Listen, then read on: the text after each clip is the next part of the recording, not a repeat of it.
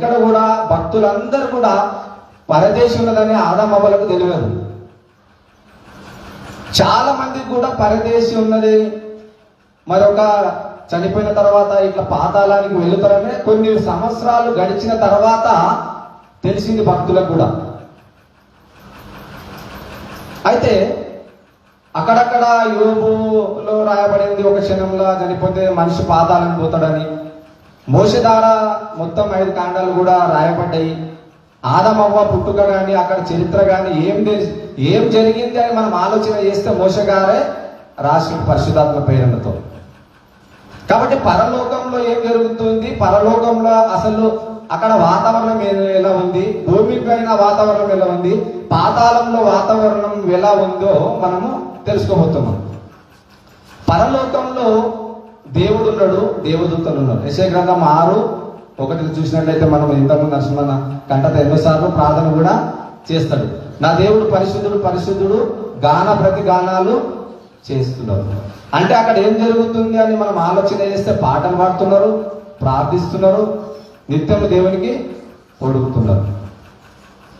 యేసు ప్రభు ప్రార్థన కూడా మన కోసం విజ్ఞాపన ప్రార్థన ఇప్పటికి కూడా చేస్తున్నాడు. మరి అక్కడ ఆకలి తప్పులు లేవు, రక్త మాంసాలు లేవు, ఇలాంటి శరీరము అసలే లేదు. మరి అలాంటి లోకంలో ఏం జరగబోతుందంటే ఎవరు చెప్తున్నా మళ్ళీ చెప్పమ్మా, కరెక్ట్ చెప్పండి. ఎవరు చెప్తే పరలోకంలో కరెక్ట్ ఇన్ఫర్మేషన్. యెషయా గ్రంథము మనం 6:1 చూసినట్లయితే అక్కడ డైరెక్ట్ ఆయన దర్శనంలో చూస్తుండు, రియల్ ఆయన పోలేడు, అక్కడ పోయి చూసి రాలేడు. అలా ఎవరైనా వచ్చిరంటే ఎవరు రాలేదు తప్ప. అయితే అక్కడ ఈయన ముఖాముఖిగా వీడియో కాల్లో చూస్తుండే అంతే. అమెరికాలో ఉన్న వారిని మనం ఎలా మాట్లాడుతున్నామా, వీడియో కాల్లో మాట్లాడతాం, డైరెక్ట్ చూడకపోయినా వీడియో కాల్ ద్వారా మాట్లాడగలుగుతాం. ఇక్కడ కూడా యెషయా గ్రంథం మరి ఈయన కూడా పరిశుద్ధాత్మ ప్రేరణతో అక్కడ ఏం జరగబోతుందో పాటలు, ఆరాధన, కంఠధరం, పునాదులు కదులుతున్నాయని చెప్పాడు. అంతవరకు బాగుంది.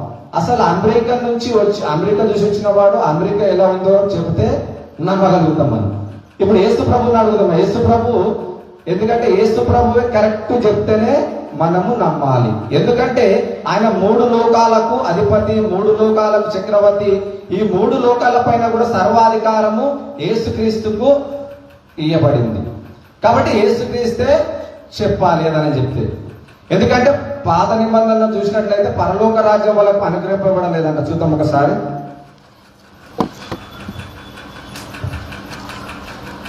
మత్తయి సువార్త 13:11 చదవండి ఒకసారి. పరలోక రాజ్యం వాళ్ళకు మాత్రం అనుగ్రహింపబడలేదంట, కానీ మనకు మాత్రము అనుగ్రహింపబడింది. అంటే 12 మంది శిష్యులకు ఆ రోజు నమ్మిన చాలా మంది దేవుని పిల్లలకు మాత్రమే తెలిసింది. కానీ అంతకు ముందు పరలోకం గురించి ఎక్కువ శాతము ఎవ్వరు కూడా, అక్కడ యోవాబు చెప్పిండు మీరు మారు మనసు పొందుని అని చెప్పిండు అంతవరకే. కానీ పరలోకంకు వెళ్ళాలి, పరదేశి ఉన్నది, పాతాళం ఉంది, భయంకరమైన లోకం అని అక్కడ చాలా మట్టుకు భక్తులందరూ కూడా చెప్పలేరు. యేసుక్రీస్తు ద్వారానే చెప్పబడింది. చూద్దాం మత్తయి సువార్త 13:11. పరలోక రాజ్య మర్మములు ఎరుకుట మీకు అనుగ్రహింపబడింది. చూసారా, పరలోకం గురించి పూర్తి ఇన్ఫర్మేషన్. అంటే పరలోకంలో ఏం జరగబోతుంది, పరలోకానికి ఎలా పోతారు, ఎలా నమ్ముకుంటే ఈ భూమి పైన మీరు పరలోకానికి చేరుతారని మనకు అనుగ్రహింపబడింది. ఎలా అంటే యేసుక్రీస్తు ద్వారా ఆయన ప్రాణం పెట్టి మన కొరకు ఒక మంచి అవకాశాన్ని ఇచ్చిండు, పరలోకానికి వెళ్ళే అర్హత. కాబట్టి ఈ పరలోకంలో మరి ఎలాంటి నిత్యము వెలుగుండే లోకము, అక్కడ సూర్యుడు ఉంటాడు, చంద్రుడు ఉంటాడు, మరి గాలి, ఇవన్నీ కూడా ఏమి కూడా లేదు. ఈ భూమి పైన గాలి, ఆహారము, చెట్లు ఇవన్నీ కూడా ఈ భూలోకంలో ఉంటున్నాయి. కానీ పరలోక వాతావరణంలో అంత కూడా వేరుగా ఉంది. ఎందుకంటే యేసుక్రీస్తే చెప్పాలి. ఎందుకంటే అంతకుముందు భూమి పుట్టినది మొదలుకొని ఇప్పటి వరకు కూడా ఎవరు చెప్పని సంగతులు, గొప్ప గొప్ప సంగతులు యేసుక్రీస్తు చెప్పిండు. మత్తయి సువార్త 13:34. నేను నా నోరు తెరచి ఉపమాన రీతిగా బోధించదను, లోకం పుట్టినది మొదలుకొని మరుగు చేయబడిన సంగతులన్నీ కూడా చూశారా? లోకం పుట్టినది మొదలుకొని అప్పటి వరకు ఎవరు చెప్పని సంగతులన్నీ కూడా యేసుక్రీస్తు చెప్పినట్లు మనం చూస్తున్నాం ఇక్కడ. అంతకుముందు ఎవరు చెప్పలేరా అంటే చెప్పిన వాళ్ళు ఆ రోజుల్లో ఆ క్రమంగా ఎలా నడుచుకున్నారో, ఎలా బ్రతికిరో అంతవరకు ఆ రీతిగా చెప్పిండు. కానీ యేసుక్రీస్తు వచ్చినాక సంపూర్ణమైన వివరణ చెప్పేసిండు.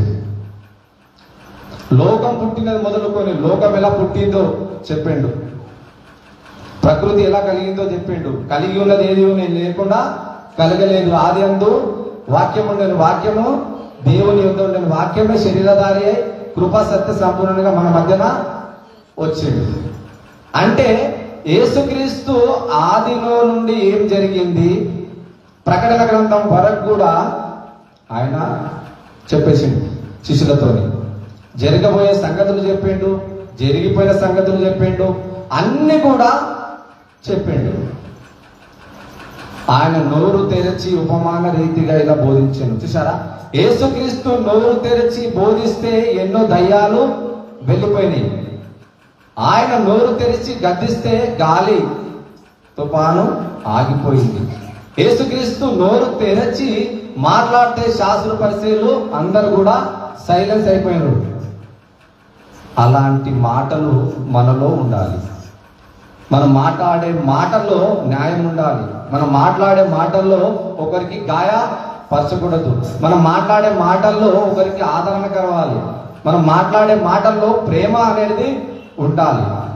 అప్పుడే యేసుక్రీస్తు ఇంత గొప్పవాడు, ఇంత న్యాయమైన వాడు కావడానికి కారణం ఆయన ఏ మాత్రం కూడా ఒకరికి గాయపరచలేదు.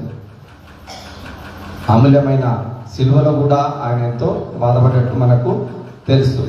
కాబట్టి పాతాళంలో ఏం జరుగుతుందో యేసుక్రీస్తు చెప్పాడు.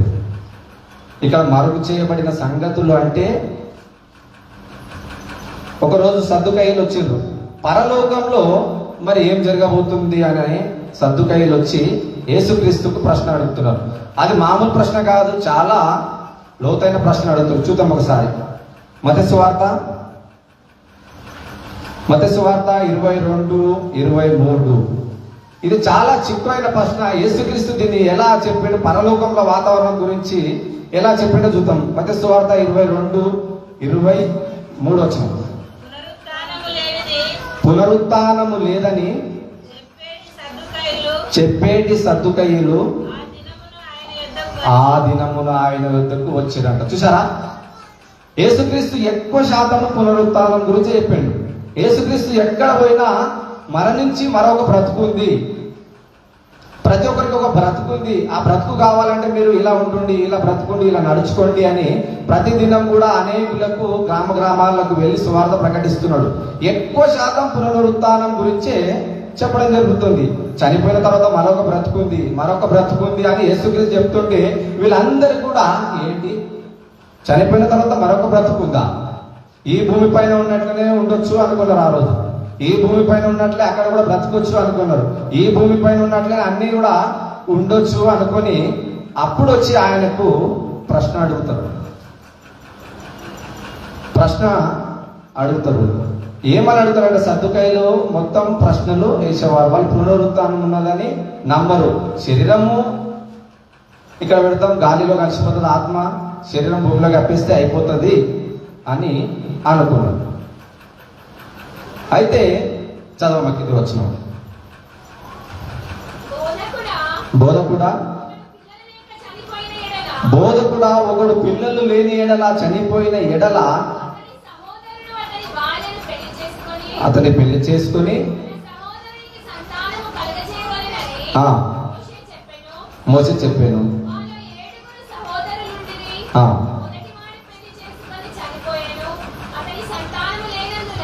చాలా ఇక్కడ యేసుక్రీస్తు దగ్గరికి వచ్చి సద్దుకయ్యులు అడుగుతుండు. ఒక సహోదరుడు చనిపోయాడు, ఆయన భార్య బ్రతికుంది. మరి మోసే ధర్మశాస్త్రం ప్రకారము మరి మాకు 7 సహోదరులు ఉన్నారు. 7 అన్నదమ్ములు కూడా ఒకరెంబడొకరు చనిపోయినారు. ఈ 7 మంది కూడా చేసుకున్నారు. పెళ్లి చేసుకున్నాక చనిపోయారని ఒక లేని ప్రశ్న యేసు ప్రభుతో అడుగుతున్నారు. అలా 7 చనిపోయింది. అలా 7 చనిపోయిన తర్వాత నువ్వు పునరుత్థానం ఉందంటున్నావు, మళ్ళా బ్రతుకుతారంటున్న మనుషులు. మరి అలాంటి సమయంలో మరి పరలోక రాజ్యంలో ఎవరికి భార్యగా ఉంటుంది? ఆమె 7 అయితే వీళ్ళు చనిపోయినరు, ఈమె మాత్రం ఆమె కూడా చనిపోయింది కొన్నాళ్ళ తర్వాత. మరి పరలోక రాజ్యంలో నువ్వు పునరుత్థానం ఉన్నదంటున్నావు కాబట్టి అక్కడ ఎవరికి భార్యగా ఉంటుంది అని అడిగినప్పుడు యేసుక్రీస్తు చక్కటి ప్రశ్న చెప్తాడు. 22-29 చదవం. అందుకు యేసు, లేఖనములను కానీ దేవుని శక్తిని కానీ ఎరగకనే మీరు పొరపాటు పడుచున్నారు. 30 పునరుత్థానమందు ఎవరును పెళ్లి చేసుకున్నారు, పెళ్లికి ఇయ్యబడరు. వారు పరలోకములో దూతల వలె ఉంటారు. చూసారా, యేసుక్రీస్తు చాలా చక్కగా అంత పెద్ద ప్రశ్న తెచ్చి అడిగినా చాలా చక్కగా సింపుల్గా చెప్పేసింది. అక్కడ పెళ్లికి ఇయ్యబడరు, అక్కడ దేవదూతల వల్ల నిత్యము ఉంటారు. దేవదూతలకు ఎలాంటి శరీరాలు ఉన్నాయి? మట్టి శరీరమా? కాదు, మహిమ శరీరం ఉంది. అంటే ఎగిరే గుణం కలిగిన ఆ శరీరములో మనం కూడా అలా రీతిగానే ఉంటారు అని యేసుక్రీస్తు చెప్పాడు. కాబట్టి అక్కడ పరలోకంలో అలా ఉన్నదని చెప్పిన యేసుక్రీస్తు ఆ రోజు అనేకుల కళ్ళు తెరవబడినాయి. అప్పటి వరకు మరి ఏమేమో ఊహించుకొని ఉండొచ్చు, ఏదేదో ఆలోచించుండొచ్చు. పరలోకం గురించి నేను చెప్తుండే కానీ అది ఎంతవరకు వాస్తవం అనుకునొచ్చు. పరలోకంలో పెళ్లికి ఇయ్యబడరు అని చెప్పేసి. కాబట్టి ఎవరైనా యేసుక్రీస్తు ఇదంతా కూడా పరలోకంలో ఉండే వాతావరణము. అక్కడ సూర్యుడు లేడు, దేవుడే వెలుగు ప్రకాశిస్తున్నాడు, దేవదూతలు ఉన్నారు, యేసుక్రీస్తున్నాడు, పరిశుద్ధాత్ముడు అలా వెళ్ళి అలా భూమిపైకి వస్తున్నాడు ఆ కాలంలో. ఇప్పుడైతే మన మధ్యనే సంచరించుచు తిరుగుతున్నాడు పరిశుద్ధాత్ముడు. కాబట్టి మొదటి లోకంలో ఏం జరుగుతుంది అని మనం ఆలోచిస్తే పరిశుద్ధమైన జీవితము అక్కడ ఉంటుంది, నీతిమైన జీవితం ఉంటుంది. యథార్థంగా నమ్ముకున్న వాళ్ళందరూ కూడా పరలోకానికి వారసులు అవుతారు అని అక్కడ మొదటి లోకంలో చెప్పడం జరుగుతుంది. ఇక రెండో లోకం గురించి వచ్చినట్లయితే భూలోకంలో మనుషులందరూ కూడా ఎలా ఉన్నారో మనందరూ కూడా తెలుసు. మనుషులు రేపు ఏమి జరుగుతుందో తెలియదు కానీ ఈ రోజు గురించే ఆలోచిస్తుంటారు. ఇక్కడ తినడము, త్రాగడము, గంతులు వేయడము, మరి విచ్చలవిడిగా పాపం చేస్తూ ఇక్కడ జీవిస్తున్నారు. చాలా మటుకు ఒకరి పట్ల ఒకరు ప్రేమ లేదు, ఒకరి పట్ల ఒకరు మరి గౌరవం లేదు, ఒకరి పట్ల ఒకరు జాలి లేదు. ఇలా జీవిస్తున్నారు భూలోకంలో అంతా కూడా. భూలోకంలో అంతా కూడా ఈ రీతిగా జీవిస్తున్నారు. అంటే దేవుడు అంటే భయం లేదు, దేవుడు లేనని తరం కూడా పుట్టింది ఆ రోజు. ఈ రోజు కూడా అది కొనసాగుతూనే ఉంది. దేవుడు లేడని అనేకులు కూడా చెప్పడం జరుగుతుంది సమాజంలో. దేవుడు గుడ్డిగా ఉన్నారని కొందరు నమ్ముతున్నారు, దేవుడు లేడని వారు నమ్ముతున్నారు, దేవుడు ఉన్నాడు అని మరికొందరు నమ్ముతున్నాడు. నిజమైన దేవుడు ఎవరు? యేసుక్రీస్తు అని తెలుసుకొని వారు నమ్మిన వారు ఉన్నారు. భూలోకంలో అంతా కూడా ఒక లెవెల్లో లేదు, పరలోకంలో అంటే ఒక లెవెల్లో నడిచింది. భూలోకంలో సహోదరుల పట్ల ప్రేమ లేదు, ఒకరి పట్ల జాలి లేదు. ఇదంతా కూడా ఎందుకు చెప్తున్నా అంటే మనం ప్రేమ కలిగి ఉన్న ఎడల్నే దేవుని రాజ్యంలో ప్రవేశింపగలము. బీదల కొరకు నా ఆస్తి పాస్తులు అమ్మినను ప్రేమ లేని వాడనైతే నేను వ్యర్థుడని అన్నాడు. చూసారా? అంటే ఇంత కష్టపడి ఇంత నమ్ముకొని మరి దేవుని కోసం బ్రతకకపోతే ఇంకెవరి కోసం బ్రతకాలి చెప్పండి? లోకం తెలియదు ఈరోజు. లోకం తల్లి, తండ్రి, గురువు, దైవం అని బోధించింది. కాబట్టి ఈ మధ్యన జస్ట్ ఒక పాట విన్నా నేను. ఆ పాట ఇప్పటికీ 50 లక్షల పబ్లిక్ చూసి, అమ్మ పాటే జాలి పాట, ఒక పాట. ఆ పాటలంతా కూడా దేవుని గురించి చెప్పాల్సిన వివరణ మొత్తం కూడా తల్లికే ఇచ్చేసారు. వర్షాన్ని ఇచ్చింది ఎవరు? దేవుడు. అందులో వర్షాన్ని అమ్మతో కలిపేసారు. ఎండనిచ్చింది ఎవరు? ఎండను కూడా అమ్మతో కలిపేసారు. సూర్యుడు ఇచ్చింది ఎవరు? సూర్యుడు. అమ్మను కూడా ఇచ్చింది కూడా దేవుడే. మరి ఇంత చేసిన దేవునికి అందులో ఒక పాట కూడా దేవుని కోసము వాడబడలేదు. 9 నెలలు తల్లి గర్భంలో నిర్మాణం జరుగుతున్న ఆ నిర్మాణంలో దేవుడు ఉన్నాడన్న సంగతి సమాజం మర్చిపోయింది. దేవుడు ఉన్నాడు, సమాజం, డాక్టర్లు ఉన్నారు, మందులు ఉన్నాయి, ఇలా అనుకుంటున్నారు. దాని వెనకాల దేవుడు నిర్మాణం చేస్తున్నాడు అన్న సంగతి భక్తులకు తప్ప, అనుగ్రహం నొందిన వారికి తప్ప మరి ఎవరికి కూడా అది అర్థం కాదు. అందుగురించే లోకమంతా కూడా నోవహు కాలంలో జరిగినట్లే ఈ రోజు కూడా జరుగుతుంది. నోవహు కాలంలో పెళ్లిలు, నోవహు కాలంలో విందులు, నోవహు కాలంలో పాపము, భయంకరమైన పాపం. ఒకప్పుడు సెల్ ఫోన్ లేదంటే మనం ల్యాండ్ లైన్తో మాట్లాడుతున్నాం, లేదా ₹1 వేసి ఇంకా మాట్లాడుతూ తక్కువని కట్ చేస్తుంది. అంటే ఇప్పుడు ఫ్రీగా అయిపోయింది, 24 గంటలు మాట్లాడుకోవచ్చు. అప్పుడు పరిస్థితే బాగుండేది. ఏదైనా ప్రాముఖ్యమైన మాటలు మాట్లాడేది ఉంటేనే మనము మాట్లాడుతుంటాం. కానీ ఇప్పుడు ఈడున్నా మాట్లాడే, పక్కకున్న మాట్లాడే, ఏడున్నా మాట్లాడే జరుగుతుంది. కాబట్టి అలాంటి పాపం లోకములో మనం అందరం కూడా బ్రతుకుతున్నాం. అంటే భూలోకంలో వాతావరణం ఒక సైడు రాగడి ఉంటుంది, ఒక సైడు ఎర్ర భూమి ఉంటుంది, ఒక సైడు మరి రాళ్ళు గుట్టలుగా ఉంటుంది, ఒక సైడు నీళ్లు ఉంటుంది, చెరువులు. అంటే భూలోకంలో వాతావరణం అంతా కూడా ఈ రీతిగా రోడ్లు మంచిగా ఇక్కడ ఈ రీతిగా ఉంటాయి, గార్డెన్లు అవి ఇవి. ఈ భూలోకంలో వాతావరణంలో గాలి కావాలి, నీరు కావాలి, వర్షం కావాలి, మరి అన్ని కూడా మనకు ఇక్కడ ఉంటేనే మనము బ్రతకగలము. కానీ పరలోకంలో అవన్నీ ఏమి కూడా అవసరము లేదు. ఇక 3వ లోకానికి వెళ్ళి చూసినట్లయితే, 3వ లోకం పరదేశిలో పాతాళం, భయంకరమైన లోకం.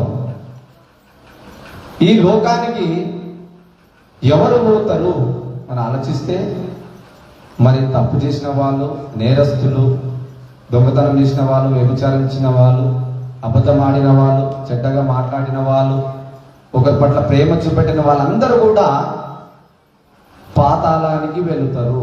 పాతాళంలో మరి అగ్ని కాలుతూనే ఉంటుంది, మనిషి మాత్రం కాలిపోడు. అది ఉదాహరణకు మనం భూమి పైన కూడా బైబిల్ గ్రంథంలో చూస్తాం. మోషే సినాయి కొండ మీద పోయినప్పుడు పొద కాలుతుంటుంది, కానీ చెట్టు కాలదు. అంటే అగ్ని మండుచుంటది కానీ చెట్టు మాత్రం కాలదు. మరొక చోట సెంట్రల్ మిషన్ అబద్ధం బబులో దేశంలో మరి రాజు తీసుకుపోయి అగ్నిగుండంలో పడేసినప్పుడు అక్కడ ఏం జరుగుతుందమ్మా? అక్కడ అగ్ని అప్పటికంటే 7 అంతల అగ్నిగుండంని వేడి చేస్తారు. వీళ్ళ ముగ్గురిని అలా పడేయాలని, మరి ముగ్గురిని తీసుకుపోయి అలా పడేస్తారు. మరి మంట ఆరిందా? ఆరలేదు. మరి ఏమైంది? అక్కడ వీళ్ళు మాత్రం కాలలేరు. అందుకు యేసుక్రీస్తు ఏమన్నాడు తెలుసా? అగ్ని ఆరదు, పురుగు చావదు. అంటే అగ్ని నిత్యము మండుచుంటూనే ఉంటది. అది కోట్ల సంవత్సరాల నుంచి మండుతూనే ఉంటది. 1200 కోట్ల సంవత్సరాల నుంచి సూర్యుడు మండుతూనే ఉన్నాడు. ఏ రోజు కూడా తక్కువ కాలేదు వేడి. మరి అలాంటిది అంతకన్నా భయంకరమైన లోకము నరకము. ఈ నరకములో ఒక వ్యక్తి పోయిండు. ఈ వ్యక్తి పోయిన తర్వాత అక్కడ ఎలా బాధపడుతుండో చూద్దాం. లూకా సువార్త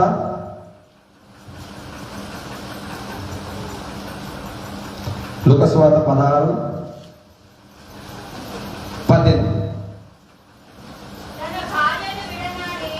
లూకా సువార్త 16.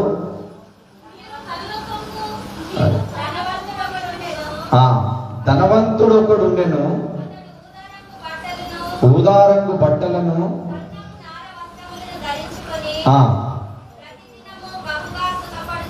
బహుగా సుఖపడుచుండెను. చూసారా? ధనవంతుడు బహుగా సుఖపడుతున్నాడంట ఆ రోజుల్లో.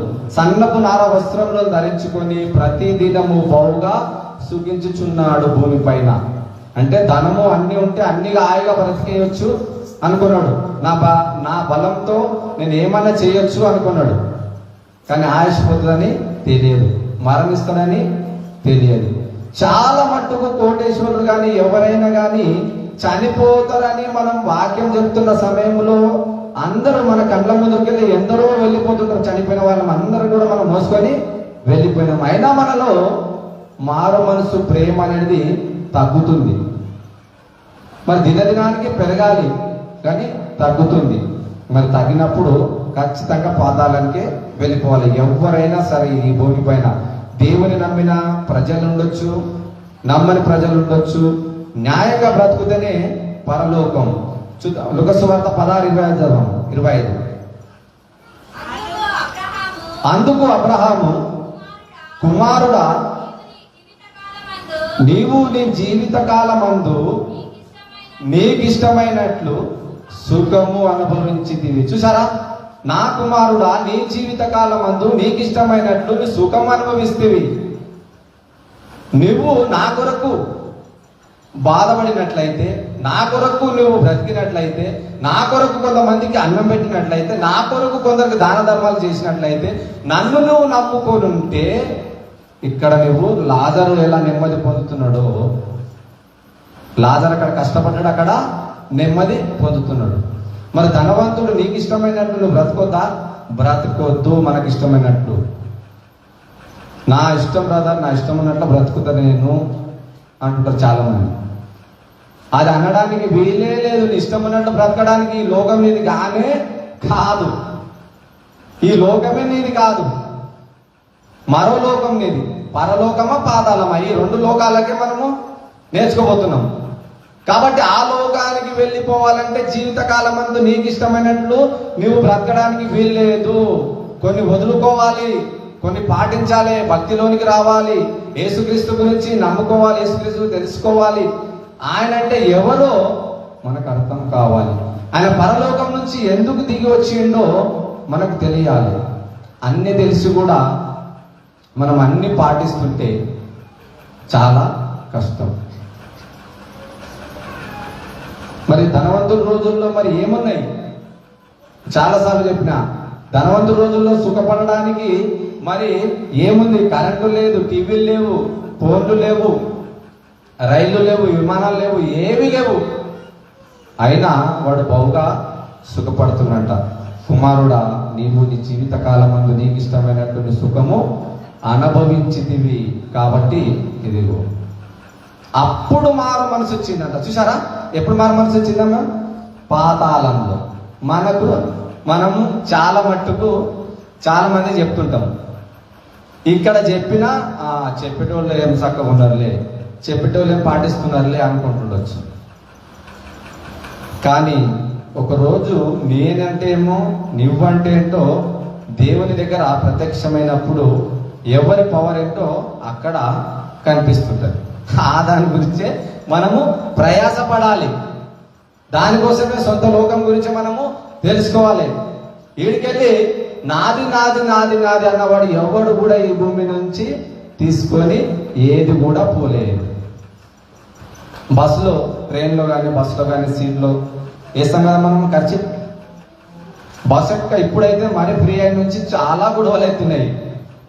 కానీ ఒకప్పుడు ఈ సీట్ నాది అని దస్తి వేసింది నాదే అని ఖచ్చితంగా ఎవరైనా కూర్చుంటే కూడా లేపేస్తుంది. హాస్పిటల్కి వెళ్ళి రాంతాడు వాడు లేచి అనాథ వెళ్ళిపోతుంది. నాది నాదన్న కదా ఇప్పుడు వరకు, మరి నీదైతే తీసుకొని పో. ఆడికెళ్ళి సంగతి దాకా మరొకటి వేస్తాడు. వాడు నా సీట్ అంటాడు, వాడు కూడా వదిలిపెట్టి వెళ్ళిపోతాడు. ఆడికెళ్ళి హైదరాబాద్ దాకా మరొకటి వేస్తాడు, ఇది నా సీటు, ఇది నా సీటు. మరి చివరికి రాతాడు అందరు లేచిపోతున్నారు, మరి నీది సీట్ అయితే తీసుకపోవచ్చు కదా. అందుగురించే నా బంగారం, నా ఎండి, నా వస్త్రాలు, నా బంగారం, నా భూమి అన్ని కూడా నాయి నాయి నాయి అని ఎంతమంది అయితే అంటున్నారులే, అన్ని కూడా నీవి కావు. అవి మనం బ్రతికున్నన్ని తినాలి. ఆ తర్వాత మన పిల్లలకు అవుతున్నాయి. కాబట్టి నువ్వన్నది ఎవరింతకు, నువ్వు ఎక్కడ పోతున్నావు? ఆ పోకముందే ఆ పరలోకానికి వారసుడు కావడానికి నువ్వు ఏ మంచి పనులు చేయాలి భూమి మీద చెయ్యు, పరలోకంలో రిజిస్ట్రేషన్ చేసుకో, అప్పుడు పరలోకానికి వెళ్ళగలుగుతాం. పరలోకంలో మరి ఎలాంటి వాతావరణం అంటే ఎంతో అందమైన వాతావరణం. ఆ వాతావరణంలో మనం అందరం వెళ్ళాలి అంటే పరదేశిలో పాతాళంలో భయంకరమైన లోకం, అగ్నిగుండం, అదంతా కూడా మనకు ఎన్నోసార్లు విన్నాం, ఎన్నోసార్లు చదువుకున్నాం. కాబట్టి భూమి పుట్టినది మొదలుకొని ఇప్పటి వరకు మరుపు చేయబడిన సంగతులన్నీ కూడా యేసుక్రీస్తు చెప్పేసిండు. చూద్దాం యోహాను సువార్త 1:18.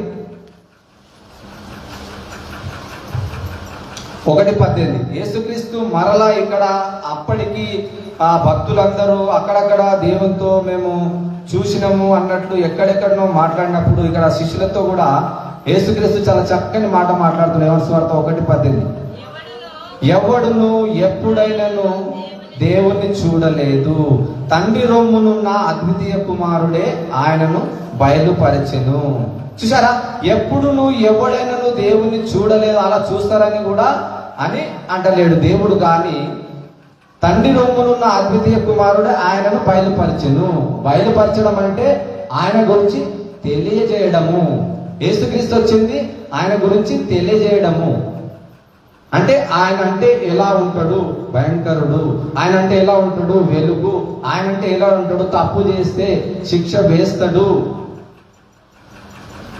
మరి చాలా సమీపింపరాని తేజస్సులో ఉన్నాడు దేవుడు. దేవదూతలు ఇంకా చాలా దూరంలో ఉన్నారు. దేవుడు సమీపింపరాని తేజస్సులో చాలా దూరంలో ఉన్నాడు.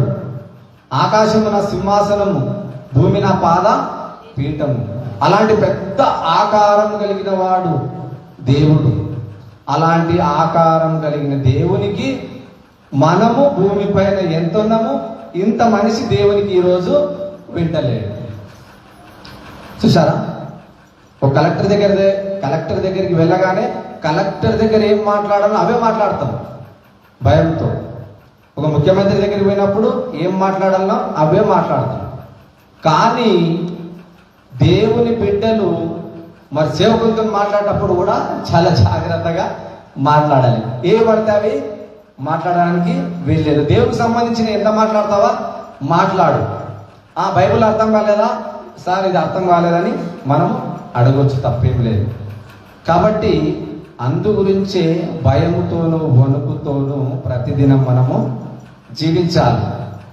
క్రమం ఉండాలి, పాటించాలి. మందిరంలో ఉన్నప్పుడు, దేవుని మందిరంకి వచ్చినప్పుడు ప్రవర్తన జాగ్రత్త చూసుకున్న మనము బయటికి పోందడవే వదిలేస్తున్నాం. బయట ఏ రీతిగా ఉన్నామో లోపల ఆ రీతిగా ఉన్నప్పుడే నువ్వు పరలోకానికి వారసువు, లేకపోతే లేదు. కాబట్టి యేసుక్రీస్తు అన్ని కూడా పరలోకంలో ఏం జరగబోతుంది, పరలోకం గురించి ఎన్నో ఉపమానాలు చెప్పాడు యేసుక్రీస్తు. ఆ ఉపమానాలన్నీ కూడా మీకు తెలుసు. నేను ఎక్కువ చెప్తా, టైం కూడా అయిపోతుంది కాబట్టి ఎక్కువ చెప్పలేను. కాబట్టి మనం అందరం కూడా 3 లోకాల మర్మాలు, అంటే 3 లోకాల్లో ఏం జరుగుతుందంటే, మొదటి లోకంలో నిత్యము ప్రార్థన, పాటలు, ఆరాధన జరుగుతుంది. రెండో లోకంలో పరదేశిలో, మూడవ లోకం పరదేశి. పరదేశిలో పాతాళం ఒకవైపు, నీతిమంతులంతా కూడా ఒకవైపు ఉన్నారు. నీతిమంతులంతా హాయిగా నెమ్మది పొందుతున్నారంట. అక్కడ భూలోకంలోనే జరుగుతుంది అంతా కూడా, గడబడ గలిబిలంతా కూడా భూలోకంలోనే అంతా కూడా జరుగుతుంది. ఈ భూలోకంలోనే జరుగుతుందని యేసుక్రీస్తు తెలుసుకొని భూలోకానికి వచ్చేసింది.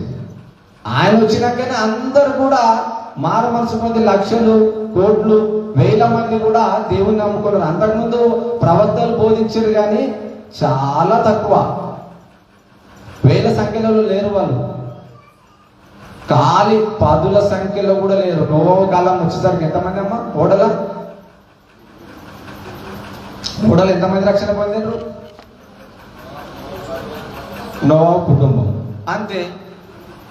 మరి ఈరోజు యేసుక్రీస్తు వచ్చిన తర్వాత అనేకులు రక్షణ పొందారు, కానీ వీళ్ళందరూ కూడా దేవుని రాజ్యానికి వెళుతారో లేరో వీళ్ళందరూ కూడా మనము పరిశీలించుకోవాలి. ప్రతి ఒక్కరు కూడా ఆలోచించుకోవాలి. ఇవి నా మాటలు కావు, కేవలం దేవుని మాటలు తీసుకొని నేను చెప్పడం మాత్రమే జరుగుతుంది. ఇవి నా సొంత మాటలని మీరు అనుకోకూడదు.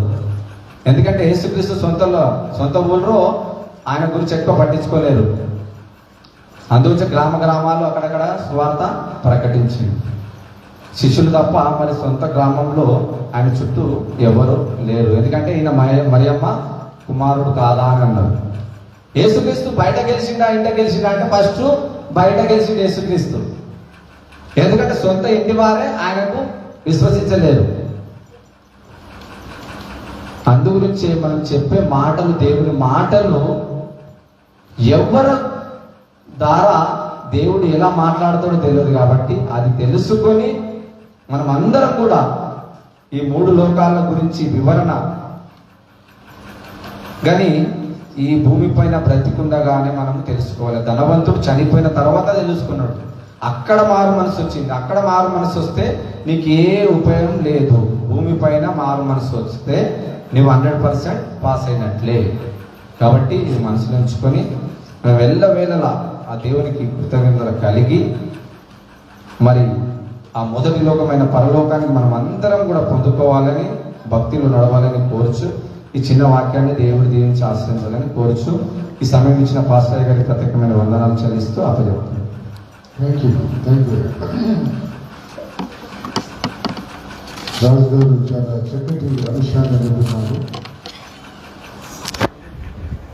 పరలోకము, భూలోకము, పాతాళము అనే అంశాలు చెప్తున్నారు. సార్ చెప్తా ఉంటే ఒక మాట జ్ఞాపకం వస్తున్నాను. నేను ఇలాగే ఒక సంఘంలో ప్రసంగం చేశాను.